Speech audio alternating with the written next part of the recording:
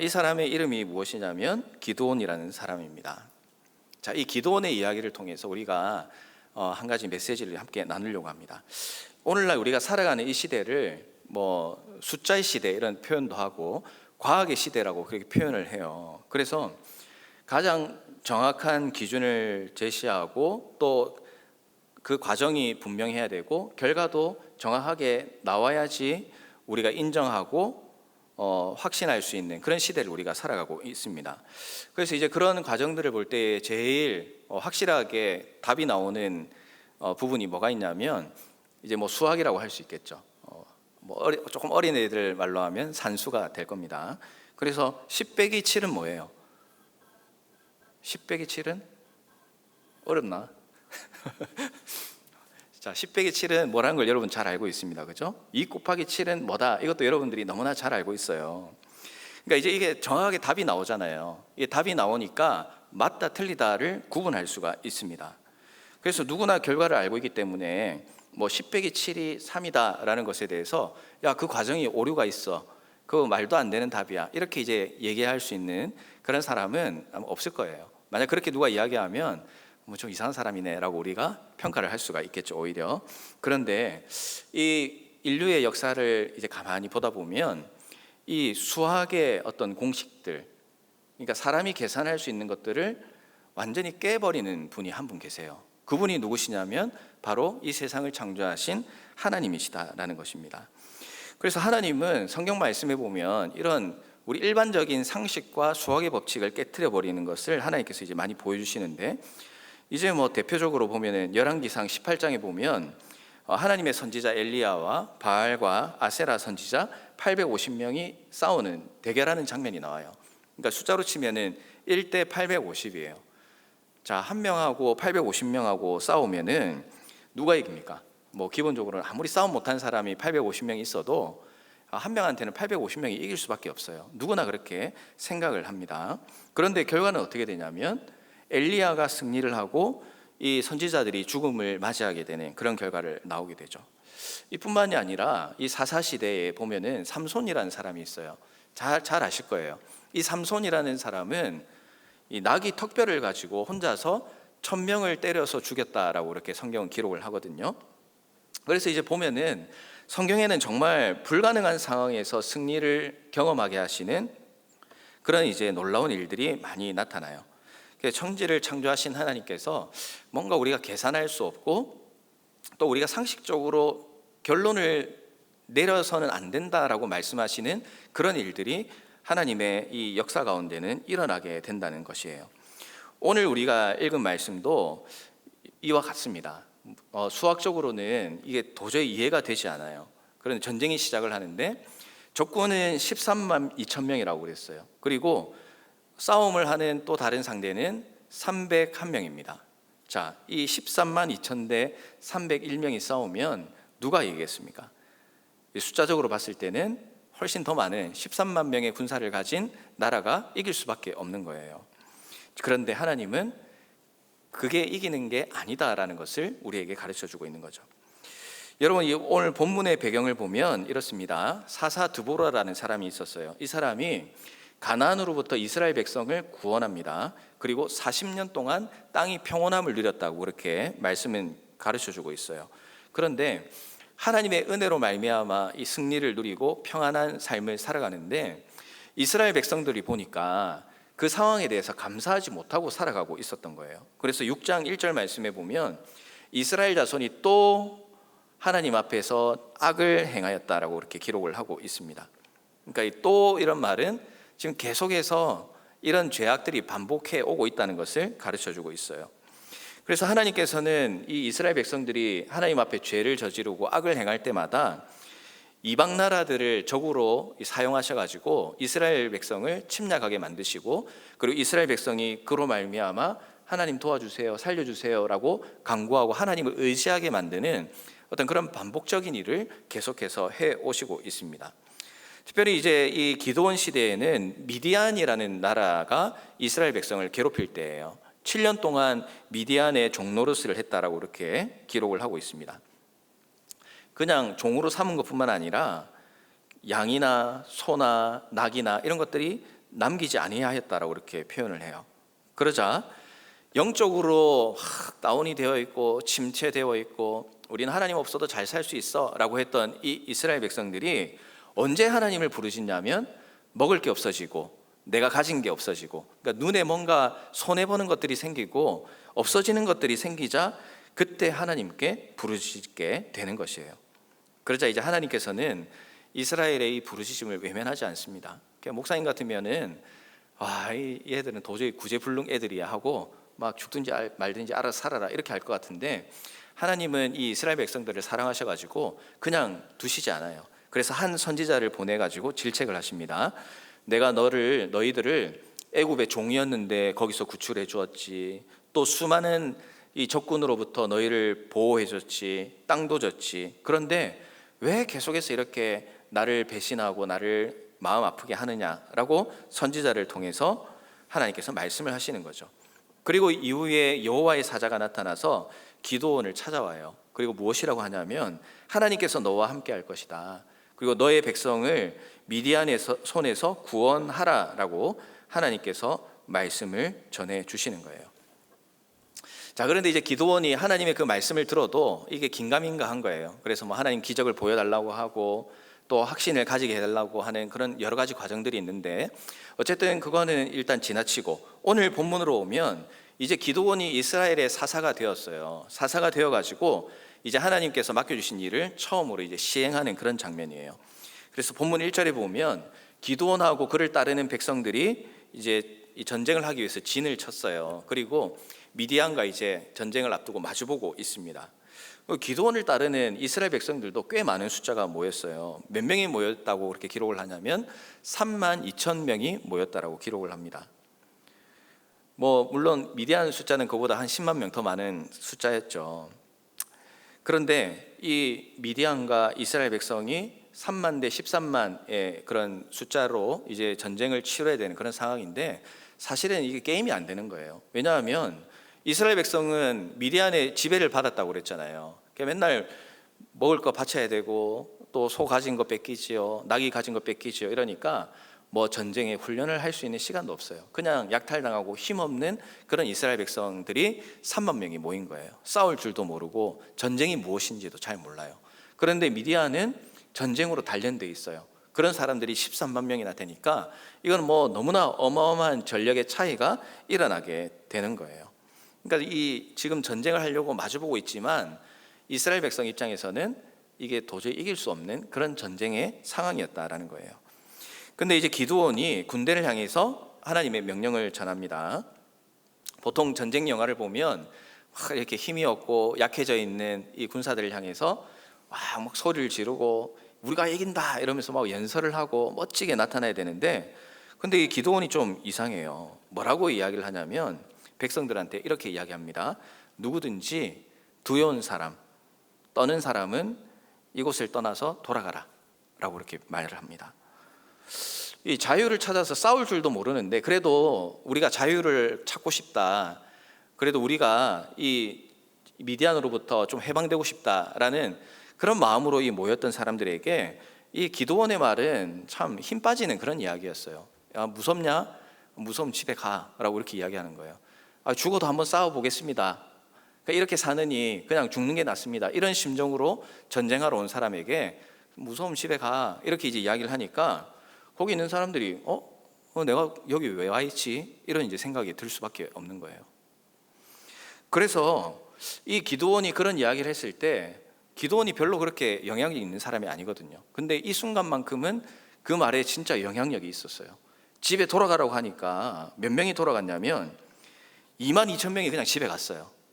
지금 전쟁을 앞두고 있는데 집에 가라고 하니까 그 2만 2천 명이 집에 가고 몇 명이 남은 거예요? 10,000명이 이제 남은 거예요. 그런데 여기에서 그치는 것이 아니라 백성에게 물가로 내려가서 물을 마시게 했습니다. 그리고 손으로 움켜서 입에다 대고 핥는 사람들을 뽑았어요. 그 사람의 숫자가 300명이었다라고 성경은 기록을 하고 있습니다. 그래서 9,700명은 집으로 간 거예요. 자, 3만 2천 명이라는 군대가 그 숫자 가지고 싸워도 이거는 이길 수 없는 그런 전쟁이었는데 다 돌아가고 300명밖에 안 남았어요. 이 300명은 그러면 일당 뭐 1000명을 해치울 수 있는 그런 엄청난 실력을 가진 사람이었냐? 그렇지 않다는 것이죠. 그래서 하나님은 도대체 왜 기드온에게 이런 힘 빠지는 명령을 하셨을까?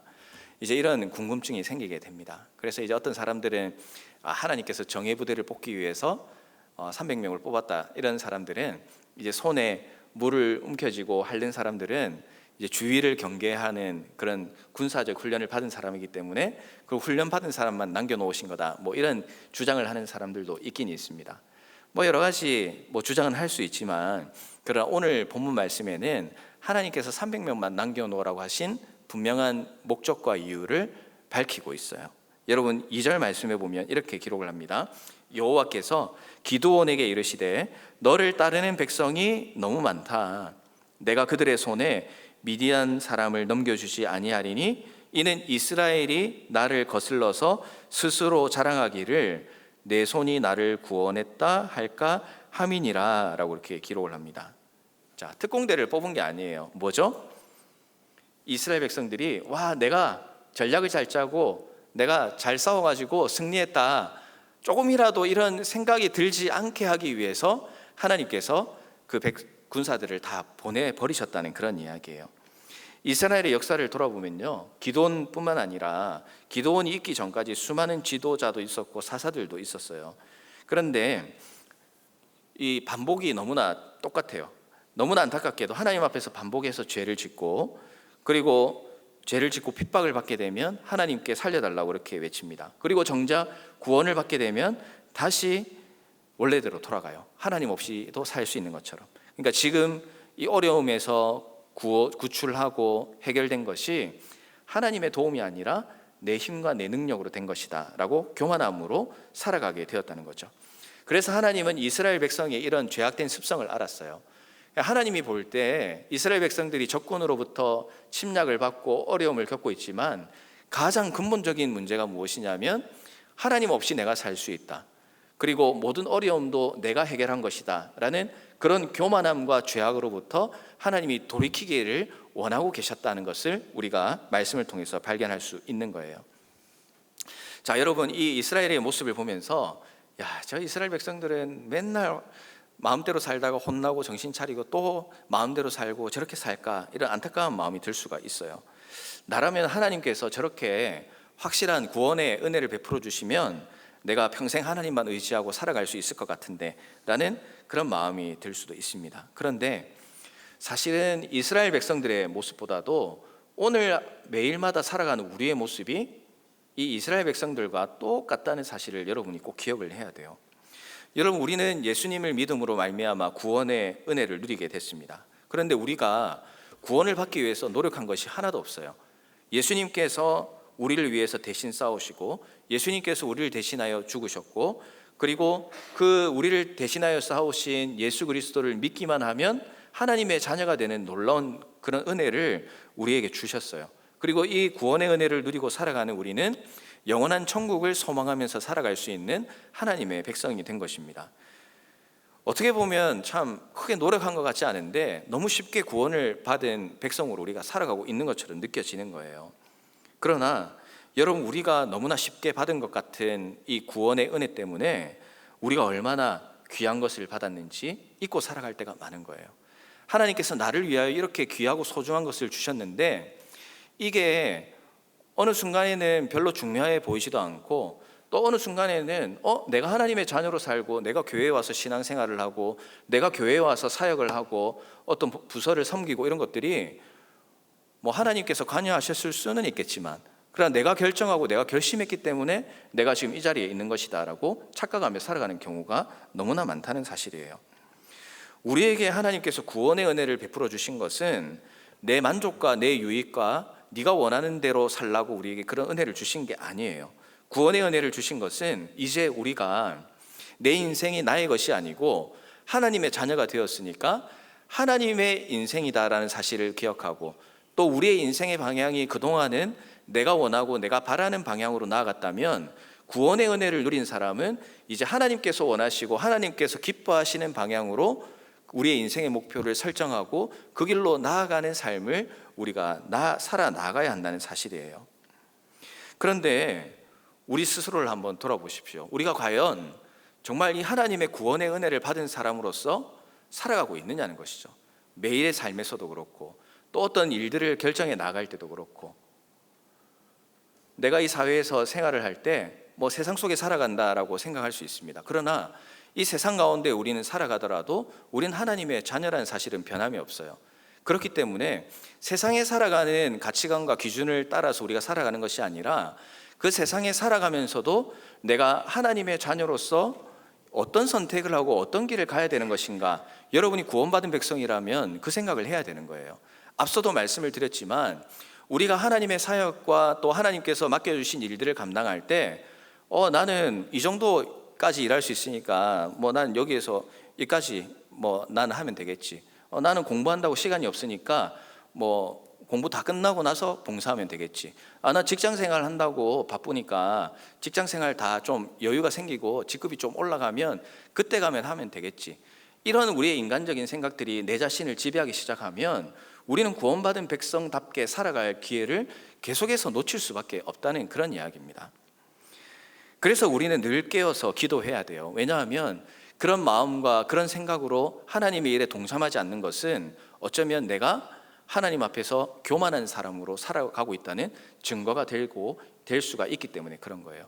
저는 능력이 안 돼서요. 저는 부족해서요. 겉으로 말을 들을 때는 뭐 겸손해 보이고 좋아 보이는 것처럼 느낄 수 있지만, 그러나 그 중심으로 들어가 보면 이 일은 뭐 내 능력과 내 힘으로 한다는 그 교만함이 자리 잡고 있기 때문에 나는 이걸 못합니다, 나는 이걸 할 능력이 없습니다라고 사실은 대답하는 거예요. 내가 부족함을 알고, 그리고 내가 참 이래 객관적으로 봤을 때 적당하지 않은 사람입니다 라는 그런 마음이 있다 하더라도, 정말 하나님께서 나에게 뭔가 하나님의 일에 동참하기를 원하시고, 내가 이걸 하는 건 좀 부담스러운데, 그런데 하나님께서는 뭐 어떤 방향을 통해서든 하나님께서 나에게 하라고 말씀을 하시는 것 같은데 어떻게 해야 될까? 그러면 어떻게 우리가 결정을 해야 되겠습니까? 오늘 기도원과 300용사들이 능력이 좋아서 하나님께서 그 사람들을 뽑고 전쟁에 승리하게 하신 것이 아니라 이 소수의 인원을 통해서 하나님의 위대하심을 드러내기 위해서 그 숫자를 하나님께서 남겨주셨다고 말했잖아요. 결국 나중에 전쟁에 보면 기도원과 300마리 용사지 이 사람들이 전쟁에 관여한 것이 없어요. 하나님께서 이 미디안 백성들을 막 동요하게 만들고 자기들끼리 공격하게 만들고 하나님께서 치시거든요. 그걸 보면서 하나님께서 하셨습니다라고 고백할 수밖에 없었던 거죠. 그래서 우리를 참 위축시키고, 또 내 자신이 뭔가 결정을 내리기 어렵고, 또 내 능력을 객관적으로 솔직히 봤을 때 이 일을 하기에 부족한 사람이다라는 생각이 든다 할지라도, 우리가 하나님의 자녀이고 구원의 은혜를 누린 사람이고 하나님의 일에 동참해야 되는 그런 존재다라는 사실을 아는 사람은 하나님 앞에 결단의 자리로 나아가는 겁니다. 부족하지만 하나님 부르시면 한번 해보겠습니다. 하나님이 부르시면은 하나님께서 나를 어떤 길로, 또 지금은 부족하다 할지라도 이 과정을 통해서 하나님께서 나를 어떻게 성장시켜 나갈 것인지 제가 좀 기대가 됩니다. 이런 마음으로 하나님 앞에 나아가야 되는 거예요. 그런 마음과 결단의 과정을 가지려면 결국 그 문제를 가지고 나는 능력이 안 되니까 안 돼 이렇게 끝내는 것이 아니라, 그런 부담감을 가지고 하나님 앞에 기도하고 하나님의 도우심을 계속해서 구해야만 하나님께서 나를 어떤 길로 인도하시는지를 명확하게 확신해 나갈 수 있게 된다는 사실이에요. 자, 그래서 여러분들, 우리가 이 영적인 어둠에 빠져서 교만함으로 하나님과 멀리하는 삶을 살고 있지 않는지 우리 자신을 늘 돌아봐야 됩니다. 그리고 하나님과 기도하는 시간들을 꼭 가져야 돼요. 하나님의 명령이 무엇인지를 알아야 하나님의 명령에 순종할 수 있잖아요. 제가 이제 하나님의 명령에 순종해라 그렇게 여러분에게 말씀을 드립니다. 근데 더 근본적으로 가면요, 하나님의 명령에 순종해야 된다는 건 다 알고 있어요. 근데 문제가 무엇이냐면 하나님의 명령이 무엇인지를 모르고 살아가는 게, 그게 더 큰 문제입니다. 그러니까 하나님의 명령에 대해서 알려면 어떻게 해야 돼요? 하나님께서 우리에게 주신 하나님의 말씀을 가까이 해야지, 하나님께서 이거를 말씀하시고 이런 상황에서는 이렇게 하라고 우리에게 믿음의 선배들을 통해서 나에게 이미 가르쳐 주시는구나 하는 것들을 말씀을 통해서, 또 하나님과 개인적인 기도의 시간을 통해서 우리가 발견해 나갈 수 있어야 되는 거예요. 그리고 교회를 통해서 주시는 그런 봉사의 자리, 또 헌신의 자리, 훈련의 자리에서 우리가 최선을 다해야 돼요. 그래서 이제 우리 제자반 하는 친구들이 뭘 해야 될지 잘 모르겠다, 이제 이런 이야기들을 저한테 할 때가 있어요. 왜냐하면 뭐 이것도 해달라는 것도 있고, 또 나는 또 이것도 한번 해보고 싶고, 이런 이제 상황인데 뭐 다 할 수는 없잖아요. 뭔가 결정을 해야 되는데 그게 참 어렵다 보니까 이제 그런 고민에 대해서 이야기하는 친구들도 있습니다. 그래서 이제 제가 이야기를 해줬어요. 목사님은 한우리교회 목사이기도 하지만 또 이제 청년부 담당 목사이기 때문에 목사님 입장에서는 나름대로 최선의 대답을 해줍니다. 뭐라고 이야기를 하냐면, 자, 이게 하나님 앞에서 기도하면서 생각할 때 어떤 것이 더 우선순위가 있는 것이냐 한번 이제 기도해 보라는 거죠. 그래서 물론 내가 잘하고 하고 싶고 이런 것들이 있을 수도 있지만, 또 어떤 경우에는 이럴 수도 있어요. 내가 청년부에 있을 때 섬길 수 있는 부분들, 그게 분명히 있는 거예요. 그러니까 청년일 때만 섬길 수 있는 특혜가 있는 거예요. 청년부 안에서 하는 사역들은 여러분이 청년일 때만 할 수 있어요.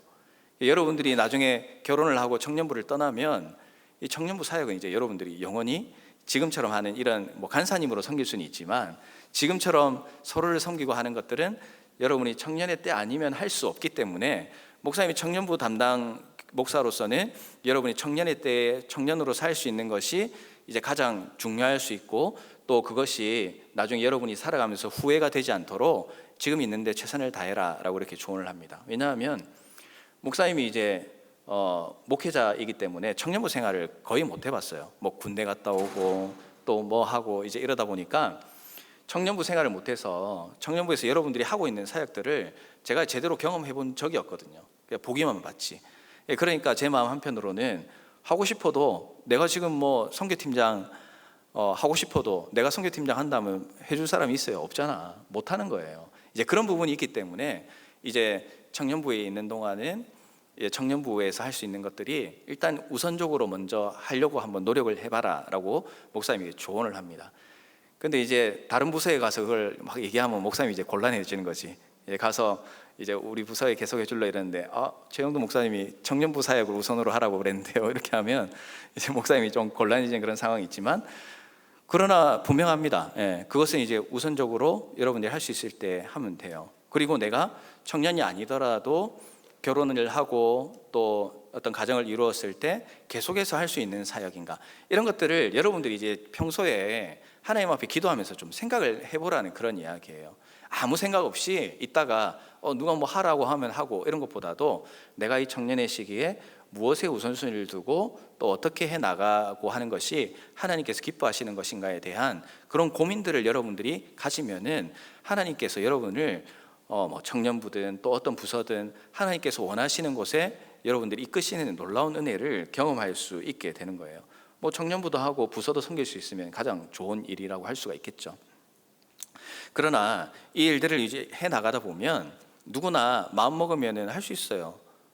신청하라고 해서 신청하면 할 수 있는 거지. 아무나 물론 할 수는 있습니다. 그러나 그 일을 하다 보면 이 일이 아무나 할 수 없는 일이었구나라는 것을 깨닫게 되는 순간이 있어요. 어떤 경우에는 교만한 마음으로 일을 시작할 수도 있습니다. 내 정도면 여기 가서 하면은 내 능력으로 이것도 훨씬 잘해 나갈 수 있을 거야, 그런 마음으로 해 나갈 때도 있습니다. 그렇지만 그 일들을 해 나갈 때 하나님께서 우리의 어떤 그런 교만함을 깎아내리시는 부분들이 분명히 있어요.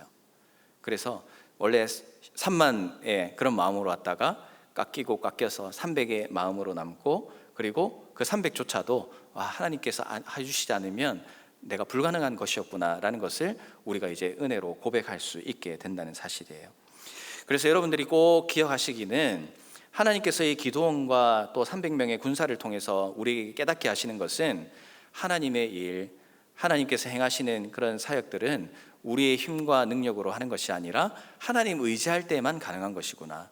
이제 제자로서 우리가 모두가 살아가요. 또 제자훈련 특별히 훈련을 받고 이제 본격적인 제자의 삶으로 살아가는 우리 수료생들도 마찬가지고, 우리가 좀 하나님께서 주신 구원의 은혜를 누리고 또 하나님의 사역에 동참해 나갈 때, 이건 내 능력과 내 힘으로 하는 것이 아니라 하나님께서 이끌어 주시는 그 은혜를 경험하면서 내가 해 나가야 되는구나 라는 사실을 꼭 기억해야 됩니다. 그러면 그 사실을 알면 어때요? 어떤 일을 하든지 문제를 제기하고 핑계를 대고 이런 모습보다는 부족함을 인정하면서 함께 어떻게 하나님의 일들을 해나갈까, 어떻게 서로를 사랑하면서 이 일들을 해나갈까, 어떻게 하면 하나님께서 기뻐하시는 그런 결과들을 낼 수 있을까, 하나님 앞에 기도하면서 하나님의 도우심을 경험하면서 그 일들을 해나갈 수가 있게 된다는 사실이에요. 우리 사랑하는 청년 여러분, 사사로 부름받은 기드온이랑 전쟁에 마지막으로 남게 되었던 300명의 군대는 공통점이 있어요. 도저히 쓸 곳이 없어 보이는, 너무나 부족해 보이는 사람이었다는 것이에요. 그렇지만 하나님께서 불러주시고 자녀로 삼아주시고 제자로 삼아주시고 하나님께서 사용하신다라고 이렇게 하나님께서 마음을 먹었을 때에는 이 부족한 자들이 이스라엘 민족을 구원하는 그 축복의 통로가 되는 것을 보게 되는 거예요. 하나님께서는 전쟁의 과정을 통해서 분명하게 말씀하셨습니다. 너의 힘과 너의 능력으로 되는 것이 아니라 그러니까 하나님 나의 힘과 하나님의 능력으로 된 것이다. 그래서 항상 교만하지 말고 겸손함으로 내 뜻을 구하는 것이 아니라 하나님의 뜻을 구하며 살아가는 그런 시대를 살아가는 여러분이 되어야 될 줄로 믿습니다. 그래서 하나님의 말씀으로 우리가 늘 무장하고 늘 깨어 기도하면서 겸손하게 하나님의 뜻을 묻고 또 하나님과 동행하는 삶을 살기 위해서 노력한다면 여러분들은 매일매일의 삶이 정말 하나님이 주시는 그 구원의 기쁨으로 살아가게 되는 그런 놀라운 은혜를 경험할 수 있게 되는 거예요. 그래서 우리가 늘 겸손한 마음으로 또 하나님을 향한 그 갈급한 마음을 가지고 이 마지막 시대를 살아갈 때 정말 빛과 소금의 역할을 잘 감당하고 또 여러분 한 사람 한 사람이 있는 곳, 또 여러분들이 만나는 사람마다 여러분을 통해서 하나님의 살아계심을 그 옆에 있는 사람들이 깨닫게 되고 경험하게 되고 또 여러분이 있는 곳곳마다 정말 하나님의 주시는 그 축복들이 여러분을 통해서 흘러넘쳐지는 그런 놀라운 역사가 일어나기를 바랍니다. 그래서 이 기드온과 300명의 군사처럼 하나님의 온전하신 일에 쓰임받는 그런 인생을 살아서 우리 모두를 통하여 하나님의 놀라우신 일들을 많이 경험해 나갈 수 있는 우리 모두의 삶이 되시기를 주님의 이름으로 부탁을 드리겠습니다. 자, 기도하겠습니다.